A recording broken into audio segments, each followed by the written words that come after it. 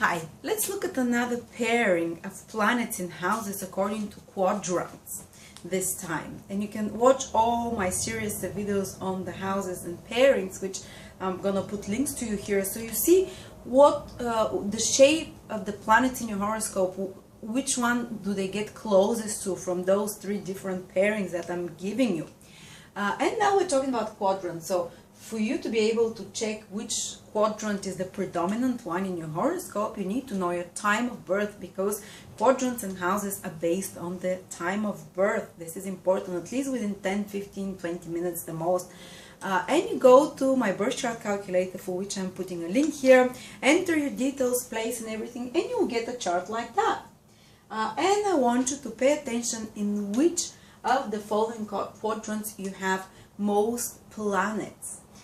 And the first quadrant includes the first three houses, the signs on the eastern horizon. This is east here. Basically, this is the signs that were rising at the moment of birth on the east side, and this is the self side of the horoscope. Say you have a few planets here: Saturn, Venus, Sun, Moon. You know, say you have 4 or more planets, and we're looking only at the 7 visible traditional planets. We don't look at Neptune, Uranus, Pluto. We just look at the Sun, which is considered planet in astrology, Moon, Venus, Mars, Mercury, Saturn, and Jupiter. Don't look at Rahu, don't look at Ketu. In my chart that I have, it shows you the 7 visible planets in Rahu and Ketu. You just look at the 7 planets. And say you have most of the planets, a cluster of planets here, 1st, 2nd, and 12th. These are the signs. The first sign from the ascendant, the second sign, and the 12th sign.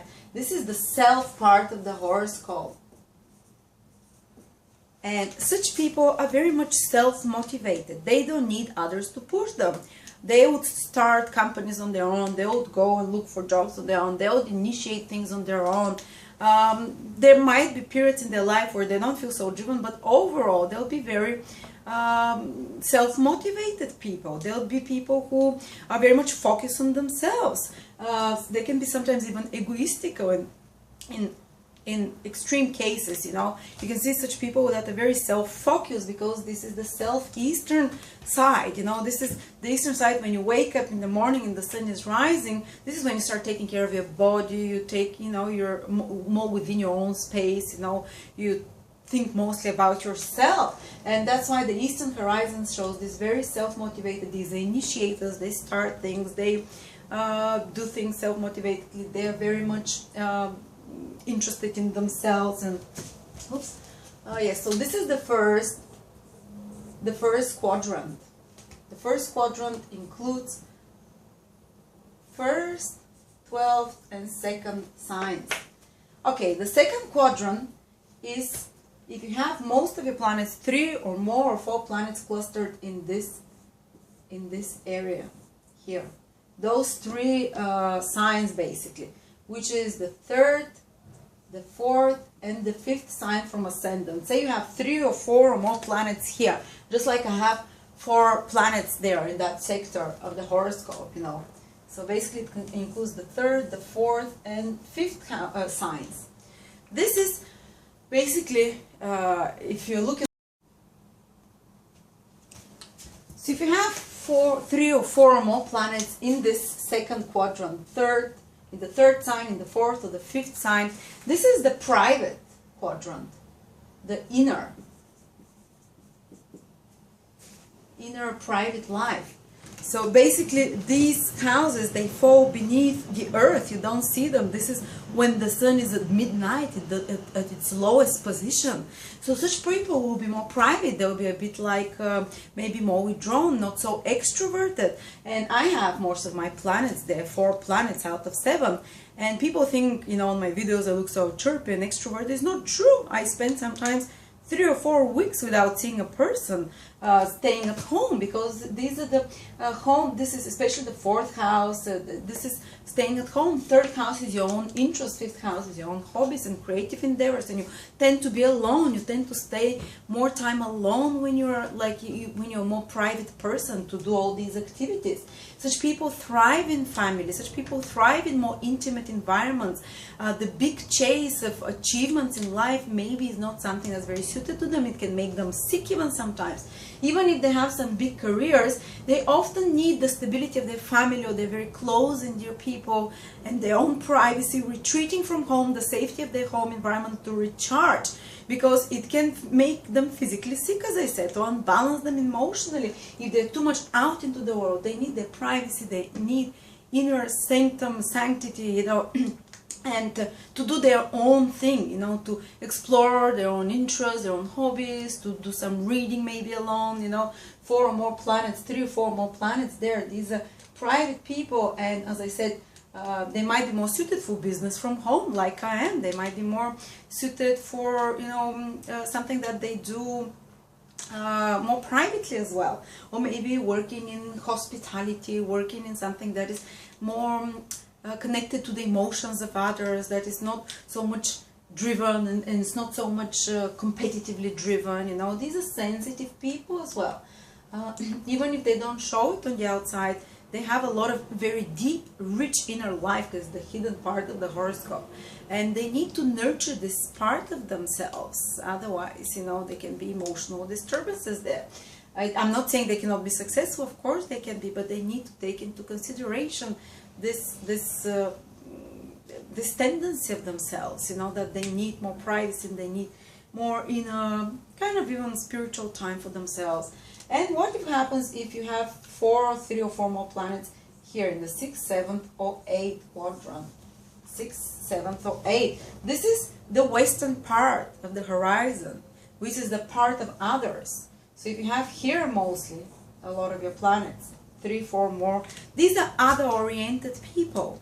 They might often, you know, they might not be so much self-motivated. What might motivate them is their partners, or other people might be motivating them. They can be a bit more needy in relationships. They need to be in relationships. They find themselves and they discover who they are through interactions with others, through relationships, through intimacy, they can be social, outgoing people. They want to be around others, you know. They like, because this is what motivates them, this is what kind of inspires them. Because often if such people, if they get stuck, for instance, in life, they might find it very hard for themselves to motivate themselves to start something new, to get out of there themselves, and usually others can help them do that.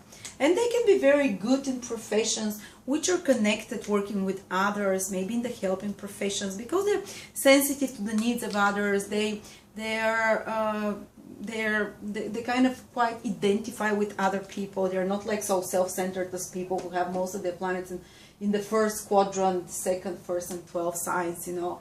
But they kind of more, you know, they need the presence of other people to motivate them, to drive them more.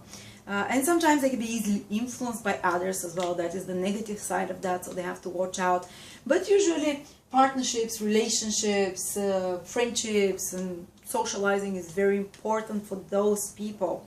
Let's see the last. And as I said, they can be in some helping professions, or they can be in professions which are business pairings, you know, or negotiations, or one-to-one clientele, you know. They thrive in such environment when they're surrounded by others. There's focus on others. And then the last set, quadrant, the 9th, 10th, and 11th signs from the ascendant. If you have most 3, 4 or more planets there, in these three, these two triangles and this square, this is the outer public life, public square. This is the public quadrant.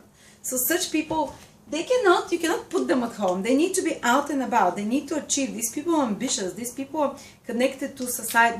This is basically, if you look at it on the circular chart, you'll see that the 9th, 10th, and 11th houses on top. They're basically at the highest point midday, you know, during midday the planets are situated above the sky, on the highest point of the sky. And such people need recognition, such people are ambitious, such people, you can't box them at home to do some, you know, pottery or something like those people with more planets here, or maybe to write articles at home, or like me shoot videos alone, like you know, lonely.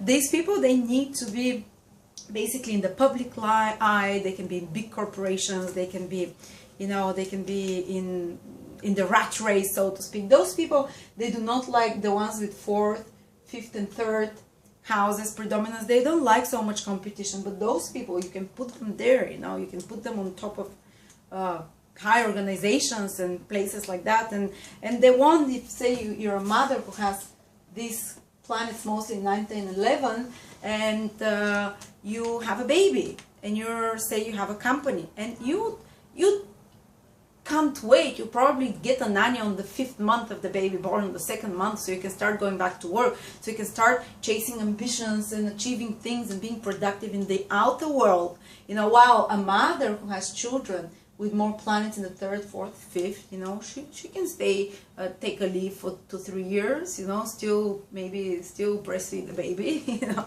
But those people, 9, 10, 11, they're go-getters, so to speak. So you see, it's very interesting to see if you have more or 4 planets in any of those 3 quadrants, you know, how different you are. This is the self-motivated, more initiating people. These are others motivated. Their life revolves around others, and often their life, people with 6th, 7th and 8th house planets, they life kind of takes them.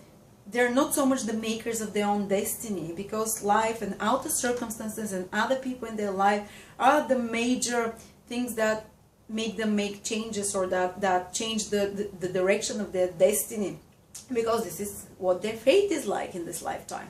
They're not self-motivated. Other outer circumstances kind of move them in the proper direction. These people, they do everything on their own for a 2nd and 12th house. They have a plan, and they usually make it happen, and they go after it.